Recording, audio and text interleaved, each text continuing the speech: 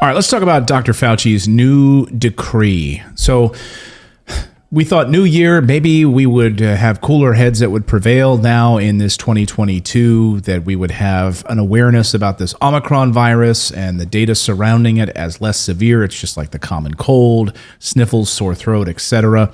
But if you've been watching the mainstream media, we were flipping around the mainstream media this morning, and it's amazing. I mean, just leading off, making sure that everyone is absolutely terrified of Omicron. And, and so Dr. Fauci wasted no time this weekend.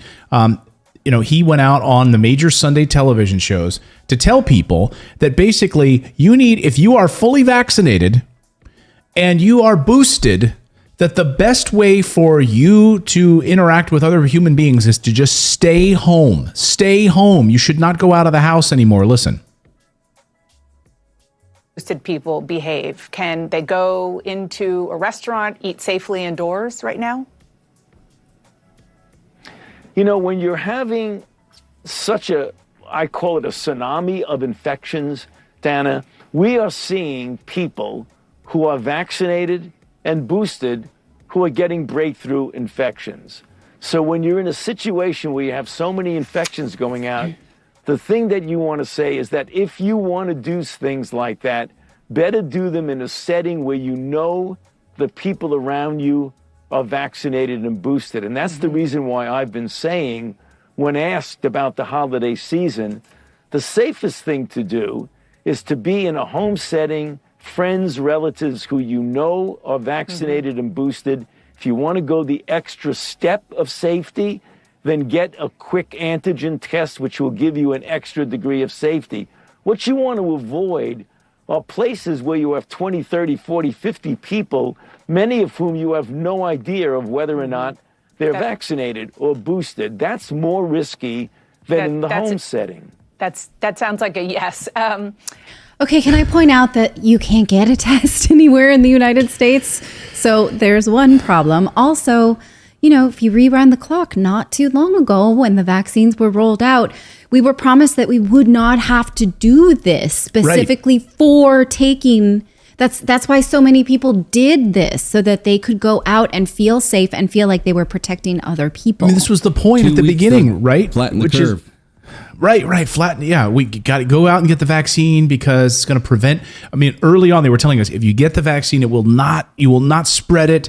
Then you're going to helping your community. That's the reason I got vaccinated. And early on, the talking points were, if you get vaccinated people then can have X. St. Patrick's Day, right? As the year 2021 unfolded, maybe you can have a private Valentine's Day. St. Patrick's Day, you could do a little bit. What's the Memorial Day, right? We did it with these like carrots in front of us all the time. Now it was get boosted and you'll get your freedoms back. Right. Like you'll get your freedoms back. You'll be handed these additional things. You'll be able to go to the mall. And so now at least if this is true, right? Like, okay, if they really thought those things were true and now they're realizing that they're not, like, hey, that vaccine that we promised you would give you the world is not. So we think you still should stay home and stay in these bubbles. Then there should be some humility about the message as it's being presented to us. Like, I know we said, you could do these things, but the data has shown us differently. But there's no humility about it. It's just a continued corralling. David, I'm sorry, please finish. No, it's okay. So they're already hitting their fourth booster in Israel, and then they added to the green cards or whatever the green passes or whatever the third booster. And like in New York, where they've got the COVID passports, there's slots on those passports for several more places for the boosters and stuff. So, it's just like, are we going to be in a constant booster mentality? Yes. Yes. The answer is yes. Isn't it funny how it's completely like there's no prevention or anything? It's like, he's not saying go out and exercise, go out and start eating better when you're with your family this year. Let's try eating more vegetables. Let's try doing this. Let's try to lower the comorbidity possibility.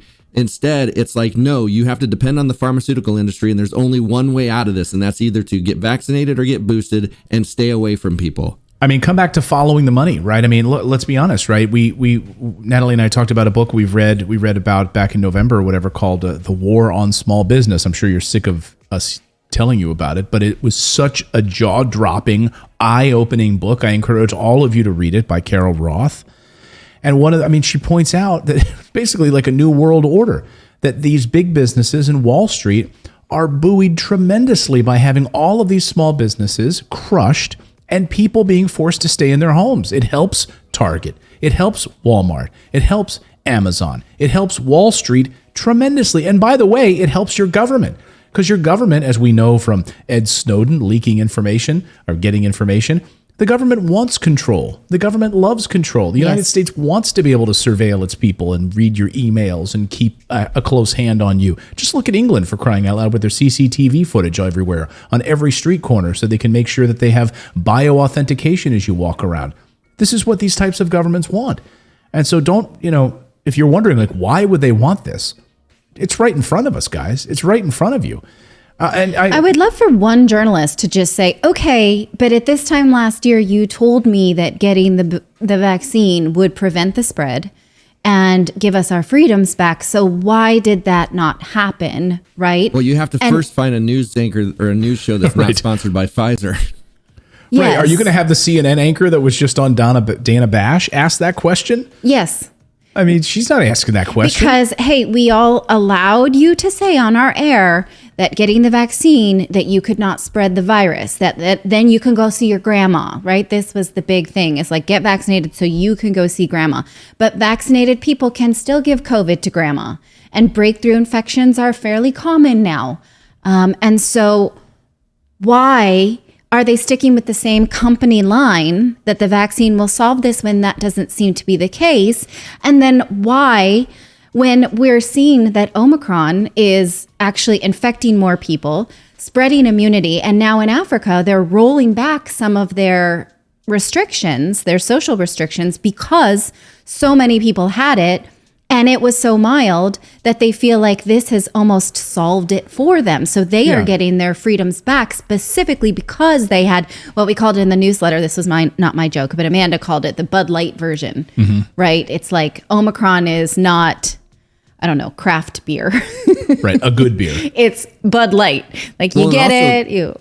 They're also making it sound like, if you're boosted and all this other stuff, that you get a less mild case of Omicron, which is also not true. There's no proof whatsoever that it's lesser for people that are vaccinated.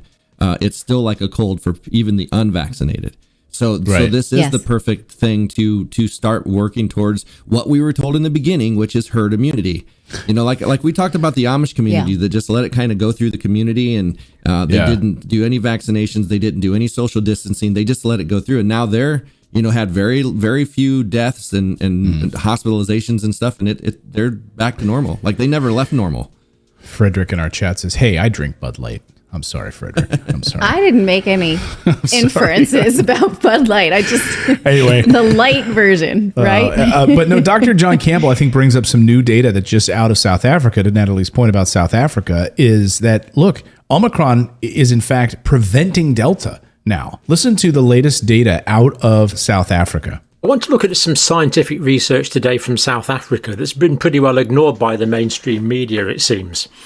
What this research is showing is that people that have been infected by Omicron are developing immunity, which gives them a large-scale protection, or a lot of protection, against a Delta variant. Now, what this means is that as we speak now, millions of us, unfortunately, are becoming, or fortunately, depending on how you look at it, are becoming infected with Omicron. And that means that as we become infected with Omicron, this is going to give us infection against Delta. And this means that Delta is going to have nowhere to go, because everywhere it goes, people will be resistant to Delta. Therefore, Delta should die out. In other words, Omicron should completely, over not too much time, displace Delta.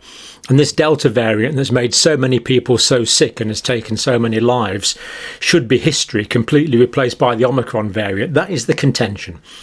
And specifically going through that data in that study that out of South Africa, that's exactly what it's showing. Yes. So we need to freak out. So Fauci says, you got to just stay home if you're boosted. If you're boosted and you have the vaccine, you have to stay home. Well, and also they're pushing this. They're pushing this super immunity now. They're saying even if you've had COVID and you have natural immunity, okay, which is far superior, they're even pushing on media now to get vaccinated still, so that you have what they call super immunity. Which is, I mean, come on, this is just ridiculous. It is ridiculous. Nothing makes sense. Exactly, Judge. Thank you for always providing us with some context here. I had a friend this morning was like, do you know, this weekend I went for a run with a friend. She goes, do you know anybody who has Omicron? I said, no. She goes, because I want to go over and like talk to them like this and maybe lick their face so that I can just get it and have it over with. Like a chicken pox party. Yeah. I mean, exactly. And so, I think I'm going to start a dating site called Omicron Date and find people that only have Omicron and go on a date with them. Well, look, make okay. Out. Well, hold on a second. I think it's a good idea. But so Charlie Kirk had Dr. McCullough on. By the way, Dr. McCullough, we were talking about it here on the show Peter McCullough back a few weeks ago. It's been now the most downloaded Joe Rogan episode in its history. When he was on there, and one of the things, and now Joe Rogan, like some of his stuff is being scraped, and he just started a new Getter account because he's worried about censorship on Twitter and all this stuff. But what Peter McCullough just talked about, what Charlie Kirk says about all these boosters, what we're not talking about, what the mainstream media is not talking about, he said, we're not talking about a one-time shot here. He said, we're talking about frequencies down today. It hit the wires. That boosters may last only 10 weeks.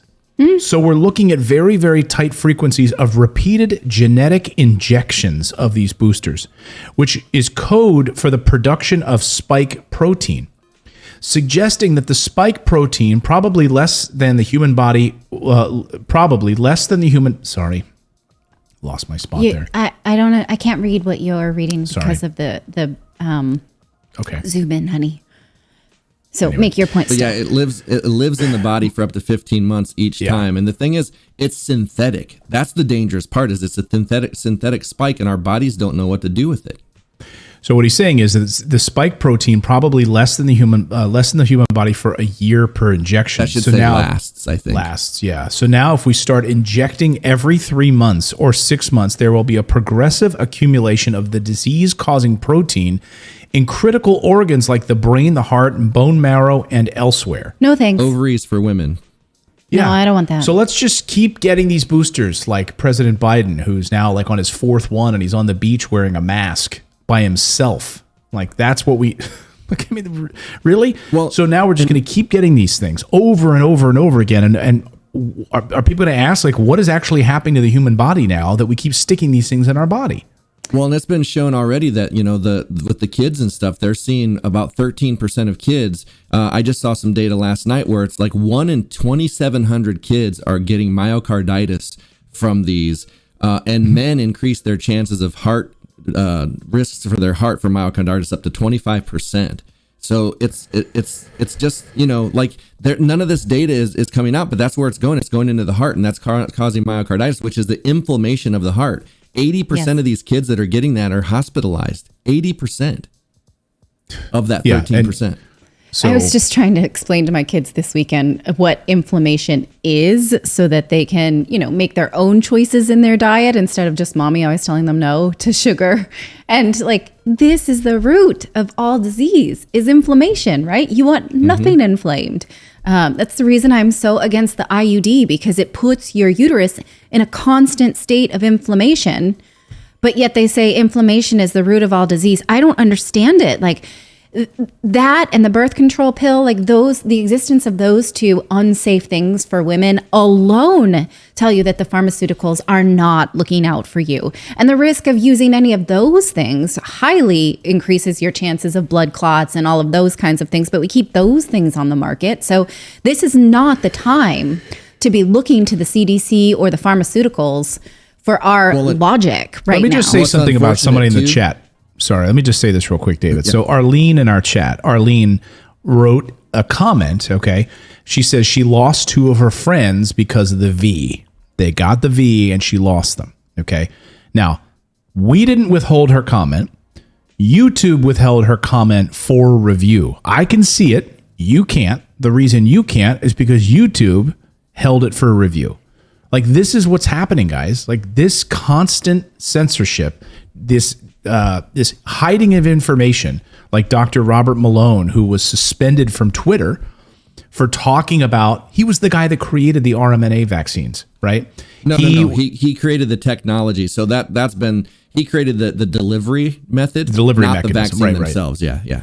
Right. So the technology behind it. But anyway, he was just suspended from Twitter because of his discussions about the Pfizer vaccine. And scrubbed from Wikipedia.